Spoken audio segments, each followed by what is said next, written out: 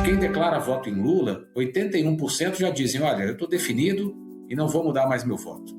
77%, percentual muito parecido do eleitor do Flávio, diz a mesma coisa, né? E isso se explica por aquele gráfico que você mostrou ali, que mostram médias muito parecidas entre o grau de antilulismo ou de antibolsonarismo da população. Vou trazer aqui alguns números também que mostram essa divisão muito clara. A gente tem hoje 26% do eleitorado brasileiro que se diz bolsonarista convicto. O que é esse público? É um público que diz que não gosta do Lula, ou seja, rejeita bastante o Lula e não rejeita nada o Bolsonaro ou alguém com o sobrenome Bolsonaro. Isso dá 26% das pessoas, esse número aí que vocês estão colocando na tela. Um grupo de mesmo tamanho, 26%, são os lulistas convictos, portanto rejeitam Bolsonaro e gostam bastante do Lula. Depois a gente tem outros dois grupos de tamanho quase igual, 7% de bolsonaristas convictos, de bolsonaristas por alternativa, como alternativa, e 6% de lulistas como alternativas. Esses são eleitores que podem até não morrer de amores pelo bolsonarismo ou pelo lulismo, mas a rejeição ao outro, né, fazem eles aceitarem votar ou em Lula ou em Flávio Bolsonaro. Se a gente somar 26 com 7, a gente tem 33%, 26 com 6, a gente tem 32%, ou seja, 63% do eleitorado, 65% do eleitorado, a gente já tem ali uma propensão a votar num candidato ligado ao lulismo, aqui no caso o presidente Lula, ou ligado ao bolsonarismo, que é o filho do presidente, o senador Flávio Bolsonaro, do PL. O que vai definir a eleição é esse grupo que aparece aí à esquerda, né, em amarelo aqui na tela, 21% de eleitores não polarizados. Esse eleitor é um eleitor que nem rejeita demais, mas também não é um apoiador de primeira hora, nem de Lula, nem do bolsonarismo.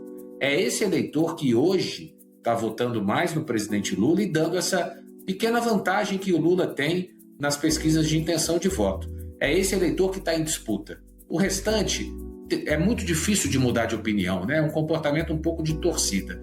Esses 21%, que são uma parcela bastante importante do eleitorado, são os eleitores que, de fato, tendem a pender para um lado ou para o outro. São eleitores que já votaram no passado no PSDB, já votaram no PT, já votaram no Jair Bolsonaro em 2018 para tirar o PT do poder, e em 22 uma parte voltou a votar no PT. Hoje a gente vai ter que acompanhar como é que essa turma aí vai se comportar até o dia da eleição em outubro, né, Neila? Marcelo, quando se iniciaram essas conversas de pré-campanha, muito se falava sobre a questão da rejeição, que tanto Jair, quanto Flávio, quanto o próprio presidente Lula têm rejeições muito altas. E a gente quer mostrar aqui também na tela essa questão da rejeição, porque o presidente Lula acabou se descolando também. Vamos colocar, produção, a questão da rejeição para quem está nos assistindo entender do que eu estou falando, porque é um número muito importante quando a gente tem um cenário extremamente polarizado. Mesmo que a aprovação seja alta, a rejeição também é. E aqui diz o seguinte, cadê, pessoal? Vamos lá. A rejeição a Lula se estabiliza em 47%, enquanto a de Flávio Bolsonaro volta a crescer e vai a 52%. Falando em potencial de voto, a do presidente cresce pela primeira vez, de 50% para 52%, enquanto o de Flávio encolhe 3 pontos percentuais desde o fim de abril. Então, a mudança interessante aqui na questão do perfil de rejeição, enquanto o presidente Lula está estável ali com seus 47%, Flávio Bolsonaro sobe para 52% dos votos. E aí vai minha pergunta para o Marcelo também. A rejeição por si só é um índice importante para quem vai votar tanto em Lula quanto em Flávio decidirem o seu voto? Neila, perfil de rejeição, ainda mais numa eleição em que o incumbente, ou seja, o ocupante do cargo, né, que atualmente é o presidente Lula, tenta a reeleição, é talvez o fator mais importante para a gente observar, ainda mais nesse ambiente tão polarizado. A gente começou a fazer a pesquisa, essa que a gente está mostrando os números é a 4ª rodada, a primeira foi no final de março. Lá em março, a rejeição dos dois estava muito próxima. Lula tinha 49% de rejeição e Flávio tinha 48%.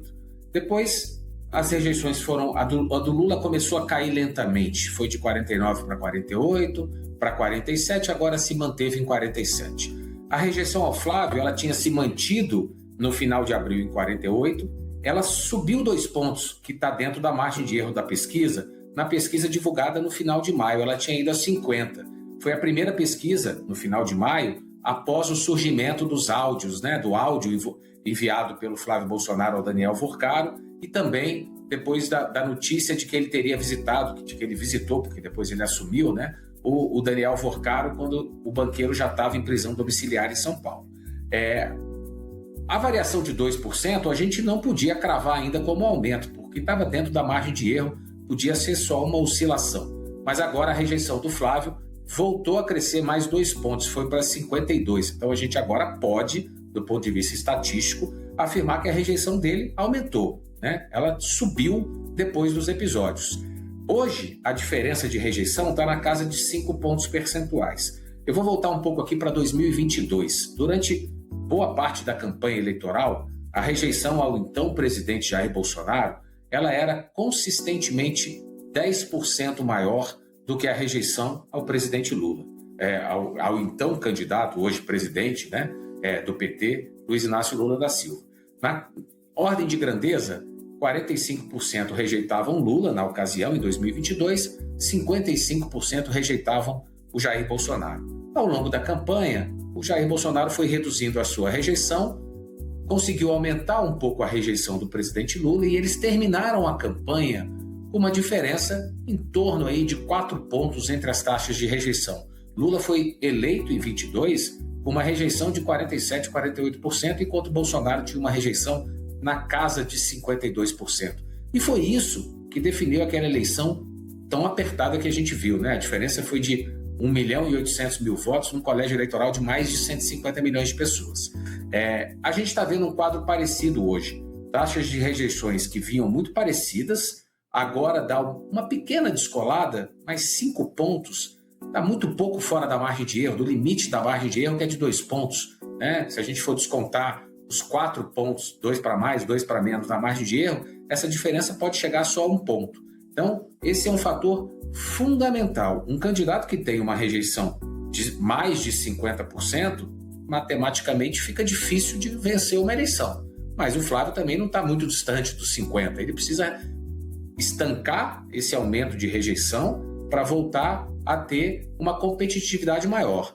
Né? Nos dados de intenção de voto, Flávio é o único candidato que consegue fazer alguma frente ao presidente Lula no primeiro turno e é o que melhor desempenha no segundo turno, apesar de um recente desgaste. Agora, a eleição é daqui pouco mais de 4 meses, tem muita coisa para acontecer, a gente está no meio de uma Copa do Mundo, né, que mobiliza bastante brasileiro.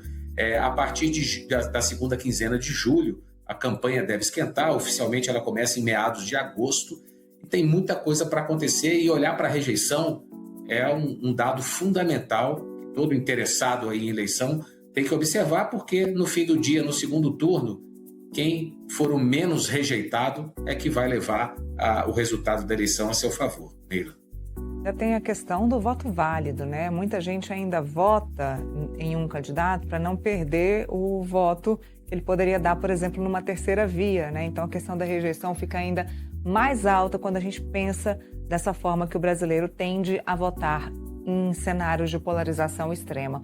E aí eu quero tocar em um assunto, Marcelo, interessante, que a pesquisa trouxe a questão do Bolsa Família, e ontem também, durante um evento da Veja lá em São Paulo, o próprio pré-candidato Flávio Bolsonaro também falou sobre Bolsa Família.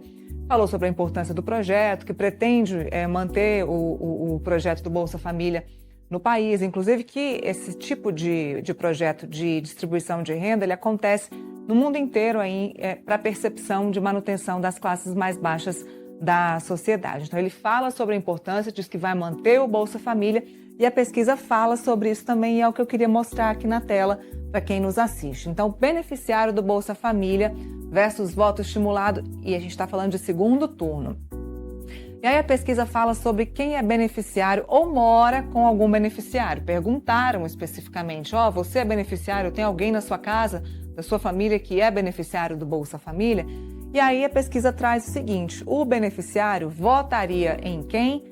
Lula, com 67% das intenções de voto, Flávio Bolsonaro com 5% das intenções de voto. Agora, quem não é beneficiário? A pesquisa também perguntou. Você que não é beneficiário, votaria hoje em quem? Lembrando que é um voto estimulado para o segundo turno. Lula, para quem não é beneficiário do Bolsa Família, quem não ganha R$1 de Bolsa Família, Lula ainda assim estaria na frente com 1 ponto, com 46%.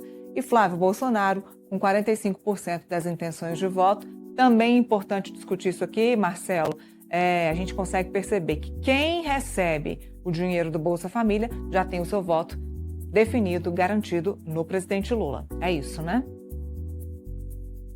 Neila, sim, né? Historicamente, os beneficiários do Bolsa Família e o público em geral, né, de mais baixa renda, ele tende a votar mais no presidente Lula. Isso foi assim desde 2022. Até só um pequeno ajuste ali, né? O percentual de intenção do Flávio Bolsonaro em diários, ele não é tão pequeno como 5% aí que vocês mostraram. 5% é o nenhum branco e nulo, mas o Flávio tem 27% contra 67% do Lula. É uma diferença muito grande. Não à toa, né, ele faz essa sinalização ao beneficiário do Bolsa Família, até para talvez cortar eventuais possibilidades de boataria, de que um candidato à direita pudesse acabar com o Bolsa Família, né? Na verdade, o Bolsa Família acho que é uma política hoje de Estado que está muito consolidada no Brasil. O próprio pai de Flávio Bolsonaro, Jair Bolsonaro, governou o país por 4 anos e, a despeito do que se falava na campanha de 2018, ele manteve o Bolsa Família, inclusive na reta final ali em ano eleitoral, ele triplicou o valor do benefício, né? Enfim, tentando recuperar a sua popularidade que estava bastante abalada na ocasião pela pandemia. Então, esse é um eleitorado significativo, bastante cativo do presidente Lula, mas numa eleição tão apertada, você fazer uma sinalização para esse eleitor, se o Flávio conseguir melhorar um pouco o desempenho dele, ele já vai conquistando um pouco de eleitores. Essa é uma eleição que está muito caracterizada por campanhas que, ao invés de fazerem grandes tiros de canhão, né, para acertar um grande público, de medidas muito pequenas ou de acenos muito direcionados, né? O Flávio tem feito muito aceno ao eleitorado evangélico, por exemplo, que é pouco mais de 1/4 do eleitorado brasileiro. Isso porque, claro, é um eleitorado que tende a votar mais no bolsonarismo, mas que hoje vota menos no filho do que votava no pai há 4 anos atrás, no pai Jair Bolsonaro. Lula, por exemplo, tem feito programas de governo muito direcionado a públicos que tinham uma resistência maior a ele. Por exemplo, pessoas endividadas, né, em dificuldade financeira. Lançou o Desenrola 2.0, lançou um programa de financiamento para carro, para motoristas de aplicativo, para taxistas, que todas as pesquisas mostram que é um público muito resistente ao presidente Lula. Então, é uma campanha de direcionamentos muito específicos, porque numa eleição tão apertada, tão polarizada, qualquer 0,5% de voto que se conquiste com um aceno, com uma medida, com uma fala, ou que se perca, se essa fala foi equivocada, pode ser um diferencial lá na eleição de outubro. Neila.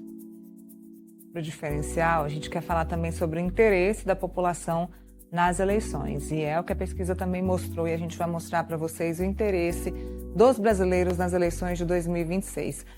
Vamos lá para a amostra total, que disse o seguinte: tenho muito interesse nas eleições de 2026, 51%.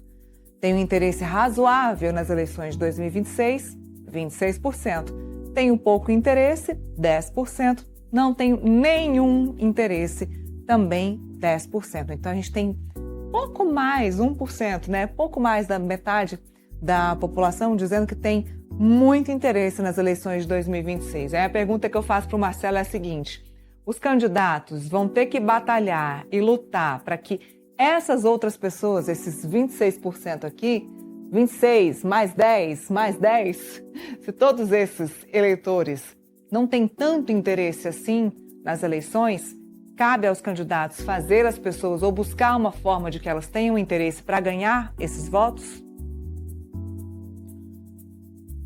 Neila, sim, acho que apesar de o voto no Brasil ser obrigatório, a gente historicamente tem uma abstenção na casa de 20%, 21%. Esse é o maior desafio de qualquer profissional que trabalha com pesquisa de intenção de voto, né? A gente passa o ano inteiro fazendo pesquisas que representem 100% do eleitorado.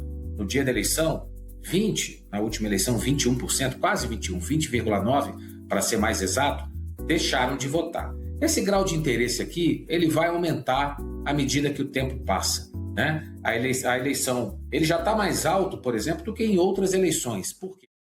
Você gostou desse corte? Deixe seu like, ative as notificações e se inscreva no canal para estar sempre atualizado.